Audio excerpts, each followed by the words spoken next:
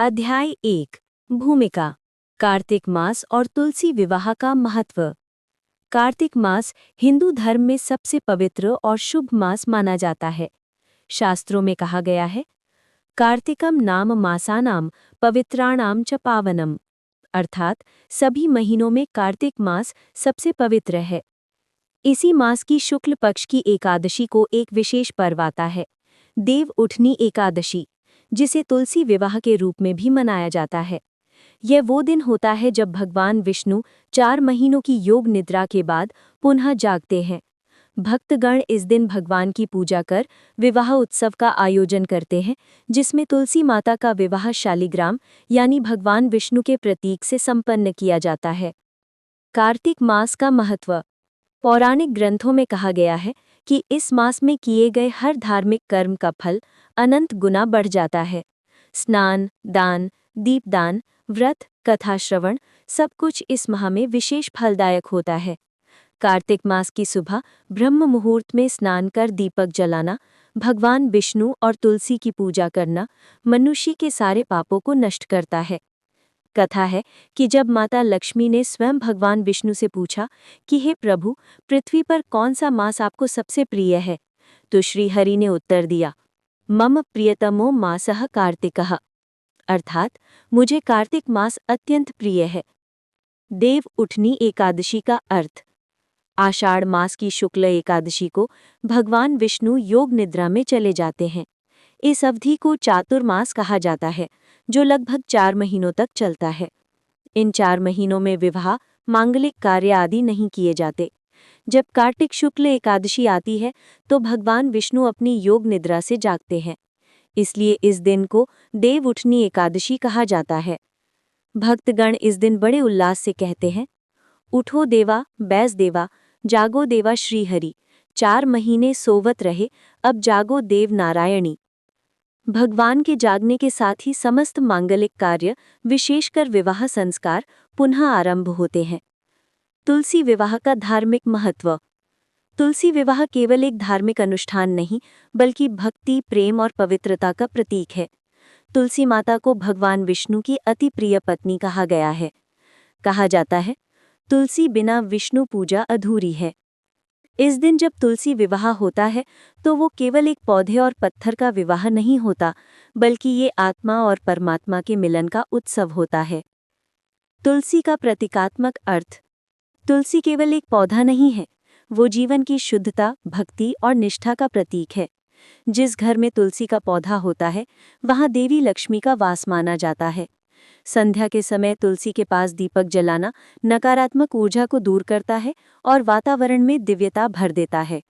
शास्त्रों में कहा गया है, यत्र तुलसी दलम तत्र सर्वम मंगलम भवेत्, अर्थात जहाँ तुलसी होती है वहाँ हर कार्य मंगलमय हो जाता है। विवाह का प्रतीक रूप।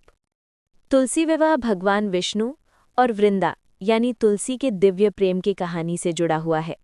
ये कथा हमें सिखाती है कि सच्चा प्रेम केवल शरीर का नहीं, बल्कि आत्मा का होता है। भगवान विष्णु ने वृंदा को अमरता का वरदान देकर ये संदेश दिया कि भक्ति कभी व्यर्थ नहीं जाती। सामाजिक और सांस्कृतिक महत्व। गांव-गांव में तुलसी विवाह का आयोजन होता है। घरों में मंडप सजाए जाते हैं, मंगल गीत गाए जाते हैं। तुलसी विवाह रचाए रे, विष्णु जी घर आए रे। स्त्रियां तुलसी के पौधे को दुल्हन की तरह सजाती हैं। लाल साड़ी, चुनरी, गहने और मेहंदी से सुसज्जित करती हैं। वहीं शालिग्राम को वर रूप में तैयार किया जाता है। पूरे वातावरण में भक्ति, प्रेम और उत्सव की सुगंध फैल जाती है। तुलसी विवाह और पारिवारिक सौभाग्य। तुलसी विवाह का आयोजन करने से घर में सौभाग्य, समृद्धि और शांति आती है। जिन कन्याओं के विवाह में विलंब हो रहा हो, उन्हें तुलसी विवाह में भाग लेने या इसका आयोजन करने से शीघ्र योग्य वर प्राप्त होता है। जो विवाहिता स्त्रियां इस दिन व्रत और पूजन करती हैं, उन्हें अखंड सौभाग्य की प्राप्ति होती है। आत्मिक दृष्टिकोण से तुलसी विवाह। तुलसी विवाह केवल बाहरी विधि नहीं, ये आत्मा का शुद्धिकरण भी है। जब मनुष्य अपने भीतर की अशुद्धियों को त्याग कर भक्ति में डूबता है, तब उसके भीतर वृंदा जैसी भक्ति और विष्णु जैसा प्रेम जन्म लेता है। यही इस पर्व का आध्यात्मिक संदेश है। भक्ति से बड़ा कोई वरदान नहीं और प्रेम से बढ़कर कोई विवाह नहीं। अध्याय 1 का सार। तुलसी विवाह केवल एक धार्मिक अनुष्ठान नहीं, बल्कि भक्ति और आत्मा के मिलन का प्रतीक है। ये दिन भगवान विष्णु के जागरण, धर्म की पुनर्स्थापना और पवित्र प्रेम के उत्सव का द्योतक है। अध्याय 2। तुलसी का जन्म, धरणी पुत्री वृंदा। सृष्टि के प्रारंभ से ही जब जब धर्म की रक्षा के लिए देवता और दानवों के बीच संघर्ष हुआ, तब तब भगवान ने अपने भक्तों के सहारे संतुलन बनाए रखा। तुलसी विवाह की कथा भी ऐसे ही एक युग की कहानी है, जब एक असुर कन्या की भक्ति ने स्वयं भगवान विष्णु को मोहित कर दिया। ये कथा आरंभ होती है राजा धर्मध्वज और रानी माधवी से, जो अत्यंत धर्मनिष्ठ, सत्यवादी और तपस्वी थे। यद्यपि उनके पास अपार धन संपत्ति थी, किंतु वे एक ही दुख से ग्रसित थे, उनके कोई संतान नहीं थे। संतान की प्राप्ति हेतु तपस्या। राजा और रानी ने पुत्र प्राप्ति के लिए कठोर तप किया। उन्होंने ब्रह्मा जी की आराधना की। अनेक वर्षों की तपस्या के बाद ब्रह्मा जी प्रसन्न हुए और बोले, राजन, तुम्हारे घर एक ऐसी पुत्री जन्म लेगी जो साक्षात लक्ष्मी का अंश होगी। उसका नाम वृंदा होगा। राजा रानी अत्यंत प्रसन्न हुए। समय आने पर रानी माधवी ने एक दिव्य कन्या को जन्म दिया, जिसके मुख पर चंद्रमा सी आभा और नेत्रों में अद्भुत तेज था। उसका नाम रखा गया वृंदा। वृंदा का बाल्यकाल। बचपन से ही वृंदा अत्यंत धार्मिक, शांत स्वभाव की और भगवत भक्ति में लीन रहती थी। वो सुबह सुबह गंगा स्नान कर भगवान विष्णु की पूजा करती और तुलसी के पौधे के नीचे दीप जलाती। उसका मन सांसारिक खेलों में नहीं लगता था। वो अपने माता पिता से भी यही कहा करती, माता, जब भगवान विष्णु ही संपूर्ण सृष्टि के स्वामी हैं, तो उनसे बढ़कर कौन है? मैं उन्हीं की सेवा में जीवन समर्पित करना चाहती हूँ। वृंदा की भक्ति देखकर पूरा राज्य आश्चर्यचकित था। उसकी उपासना इतनी गहन थी कि स्वयं देवता भी उसके समीप आना चाहते थे। असुर कुल का भाग्य। इसी काल में समुद्र से एक दिव्य रत्न उत्पन्न हुआ, जालंधर, जो दैत्य कुल में जन्मा था, परंतु अपनी शक्ति और तेज से देवताओं को भी चुनौती दे सकता था। जालंधर का पालन पोषण वरुण देव के अधीन हुआ।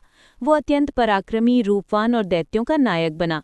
जब उसने वृंदा के गुण और सौंदर्य की चर्चा सुनी, तो वो उसके प्रति आकर्षित हो गया। देवर्षि नारद के माध्यम से जालंधर ने वृंदा से विवाह का प्रस्ताव भेजा।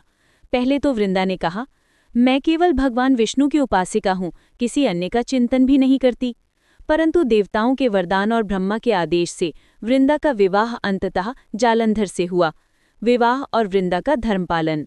विवाह के बाद भी वृंदा अपने पतिव्रत धर्म पर अडिग रही। उसने जालंधर को भी धर्म के मार्ग पर चलने की प्रेरणा दी। उसके प्रभाव से जालंधर अत्यंत शक्तिशाली बन गया। वृंदा के पातिव्रत्य बल से जालंधर को अपराजयता प्राप्त हुई। कोई भी देवता उसे युद्ध में हरा नहीं पाता था। देवताओं ने जब इस रहस्य को जाना, तो सभी भगवान विष्णु के शरण गए। वृंदा का तप। वृंदा प्रतिदिन स्नान कर तुलसी के पौधे के समक्ष बैठती और भगवान विष्णु का ध्यान करती। उसकी आंखों से भक्ति के आंसू बहते हुए मिट्टी को भी पवित्र बना देते थे। वो कहा करती, यदि मेरे पतिव्रत की शक्ति सत्य है, तो मेरे पति सदैव अजय रहें। वृंदा की ये निष्ठा देखकर स्वयं लक्ष्मी जी ने कहा, हे विष्णु, देखो ये स्त्री कितनी अद्भुत है। इसकी भक्ति में मुझे भी मात दे सकती है। देवताओं की चिंता। जालंधर की अपराजयता ने देवताओं को भयभीत कर दिया। इंद्र, वरुण, अग्नि, यम सब उसके सामने परास्त हो गए। अंततः वे सभी भगवान विष्णु के पास गए और बोले, प्रभु, वृंदा के पतिव्रत बल से ये असुर अजेय हो गया है। जब तक उसका पतिव्रत भंग नहीं होता, तब तक ये संसार असंतुलित रहेगा। भगवान विष्णु ने ये सुनकर मौन धारण किया। उनके हृदय में एक द्वंद्व उत्पन्न हुआ। एक ओर थी भक्ति और सत्य की प्रतीक वृंदा, दूसरी ओर था धर्म की रक्षा का कर्तव्य। वृंदा का नाम तुलसी क्यों पड़ा? वृंदा का अर्थ होता है पवित्र समूह या भक्ति का समूह। कहा जाता है कि वो जन्म से ही तुलसी वन में रही थी, इसलिए लोग उसे प्रेम से तुलसी कहकर पुकारते थे। वो इस संसार की एकमात्र ऐसी स्त्री थी जिसकी आत्मा इतनी पवित्र थी कि उसके सानिध्य में सभी के मन में भक्ति जाग उठती थी। एक अलौकिक घटना। एक दिन जब वृंदा ध्यान में लीन थी, तब उसके चारों ओर दिव्य प्रकाश फैल गया। वो अनुभव कर रही थी कि भगवान विष्णु उसके सम्मुख प्रकट होने वाले हैं। वो बोली, हे प्रभु, आप जहाँ भी हों, मैं आपके चरणों में अपना जीवन अर्पित करती हूँ। चाहे मेरी देह मिट जाए, किंतु मेरी भक्ति कभी न मरे। ये वचन आने वाले समय में उसकी नियति का संकेत था। जहाँ उसका शरीर समाप्त होगा, वहीं से उसकी भक्ति अमर होगी और वही तुलसी बन जाएगी जिसे आज हर घर में पूजा जाता है। का सार। वृंदा यानी तुलसी का जन्म एक पवित्र आत्मा के रूप में हुआ जो भगवान विष्णु की अनन्य भक्त थी। विवाह के बाद भी उसने पतिव्रत धर्म और भक्ति का अद्भुत संतुलन बनाए रखा। उसकी निष्ठा ने उसे अमर बना दिया और वही आगे चलकर तुलसी नाम से पूजित हुई। अध्याय 3। असुर राजा जालंधर का उदय। वृंदा के जीवन का ये वो अध्याय था जहाँ धर्म और अधर्म दोनों एक ही घर में बसते थे। वो स्वयं भक्ति और पवित्रता की मूर्ति थी, जबकि उसका पति जालंधर शक्ति और अभिमान का प्रतीक बन चुका था। परंतु यही विरोधाभास आगे चलकर संसार के लिए एक बड़ा सबक बन गया। जालंधर का जन्म और शक्ति। कहा जाता है कि जब भगवान शिव ने समुद्र मंथन के समय विष पिया था, तब समुद्र के गर्भ में एक अग्नि ज्योति उत्पन्न हुई। उसी ज्योति से जालंधर नामक बालक प्रकट हुआ।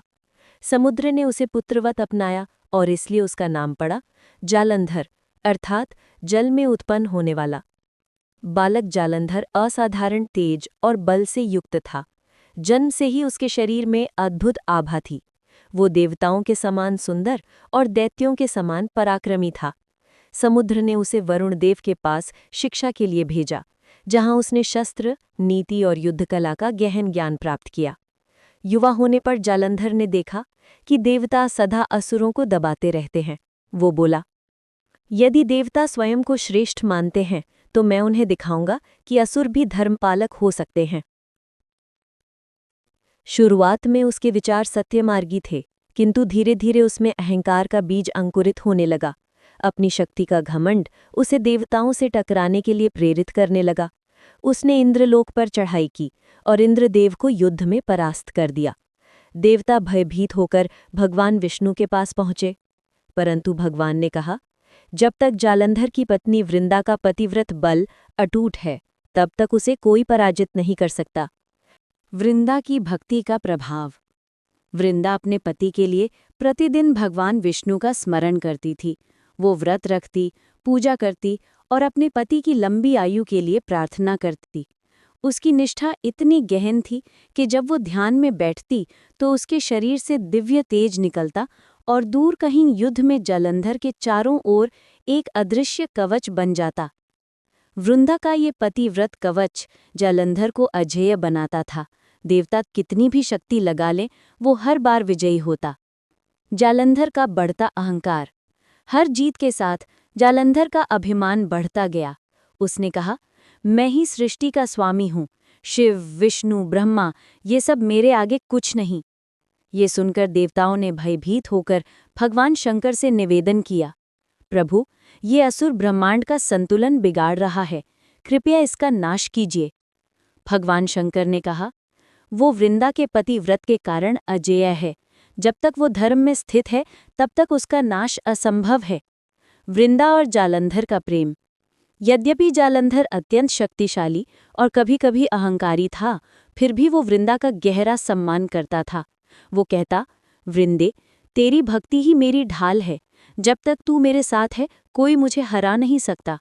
वृंदा अपने पति को सदैव धर्म का उपदेश देती थी।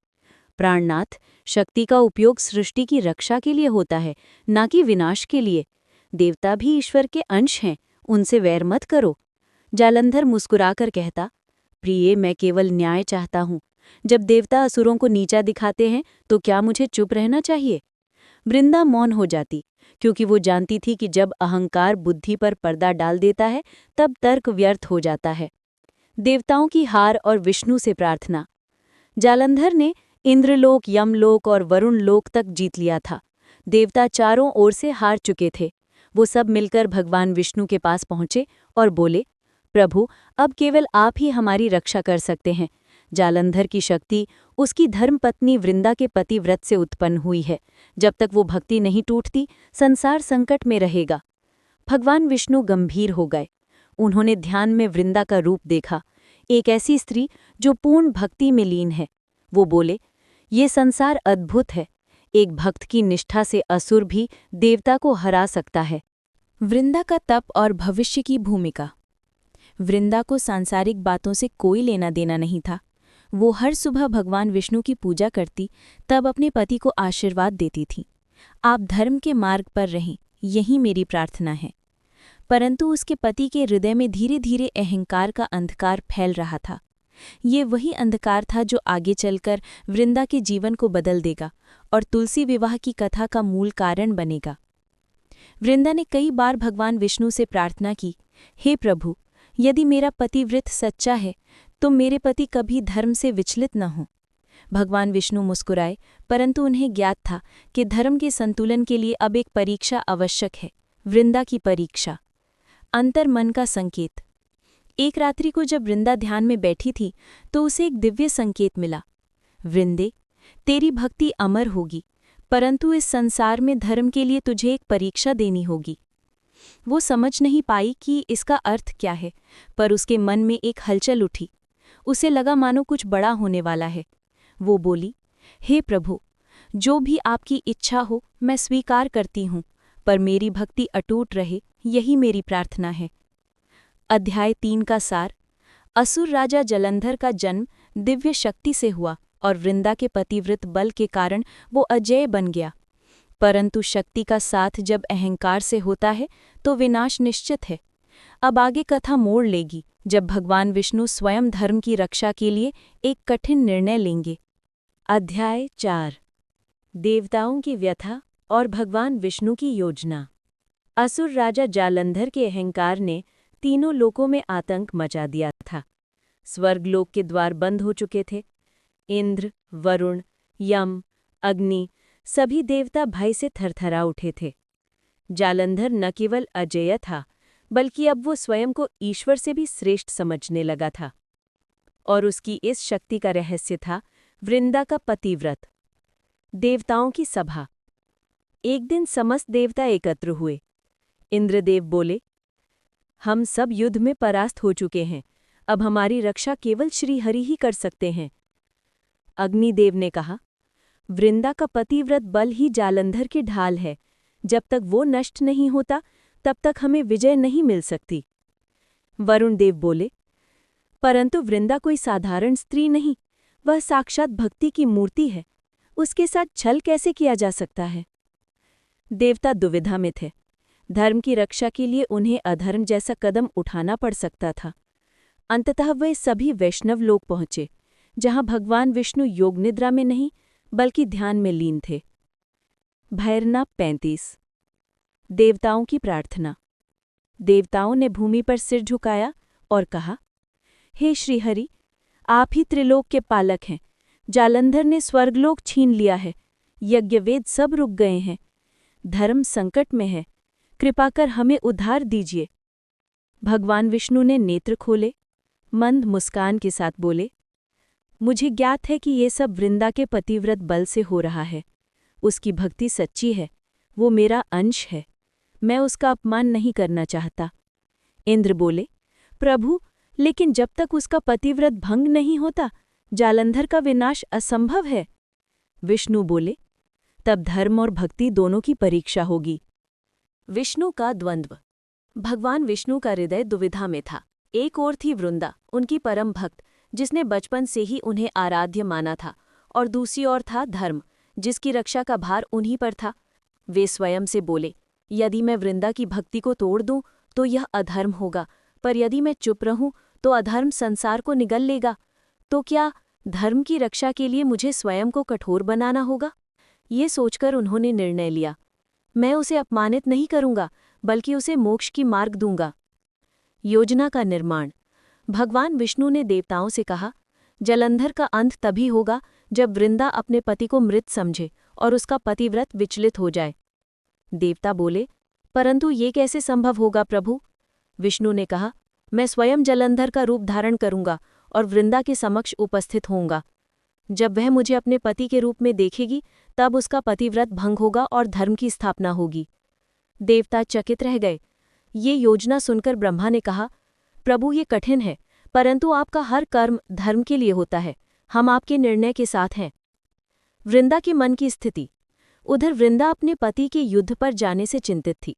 वो मंदिर में बैठी भगवान विष्णु का ध्यान कर रही थी। उसकी आंखों से आंसू बहते हुए मिट्टी में गिर रहे थे और जहां-जहां वे गिरे वहां तुलसी के पौधे अंकुरित होने लगे। उसने कहा, हे प्रभु, मेरे पति युद्ध में सुरक्षित लौट आएं, यही मेरी प्रार्थना है। यदि